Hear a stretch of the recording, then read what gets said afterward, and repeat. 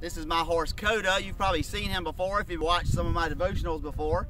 I saw this wonderful, wonderful meme this last week that said, riding horses is like riding dragons. You never really have control, but you get a say if you are kind. And that is really true of this guy. He can be a fire-breathing dragon when you ride him. He loves to go fast, and there's nothing more fun than riding him through the woods at full speed, but you always feel like you're almost out of control. You may actually lose it all because he is so fast. And so it's this simultaneous kind of terror and absolute thrill at the same time.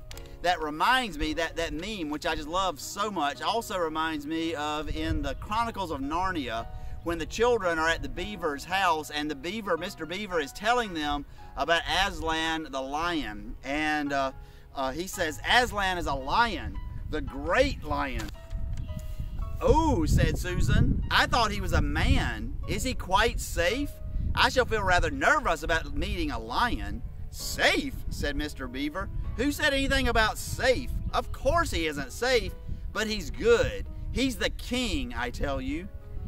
Coda's former owner used to call him the king because this guy actually loves to be the boss of the pasture. And when we're out riding with other horses, he wants to be up front ahead of all of the other horses because he wants to be in charge. He wants to be the king. And so he really is the king. He is so fast and he is so strong and he just kind of dominates everyone else. And yet, just like Aslan, he really is good. Coda is our horse on the farm that is actually the one that likes people the most. And he's the most affectionate of all of our horses. And so he is the king, but he's good. And he is certainly not safe, and yet it is wonderful to ride him. Now, I tell you all of that about horses and whatnot to tell you that I think that is, in many ways, sums up the life of faith. Yeah, I'll let you go if you want to go, buddy. In Matthew 16, Jesus says, if anyone wants to become my followers, let them deny themselves and take up their cross and follow me.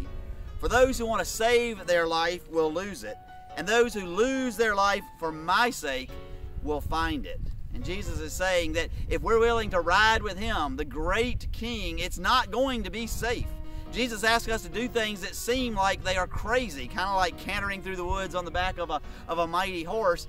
Jesus asks us to forgive our enemies, asks us to love those who would persecute us, to pray for those who hate us. Jesus asks us to look out for the oppressed and to speak up for the oppressed when that might make us oppressed. And Jesus asks us, I've got one more carrot.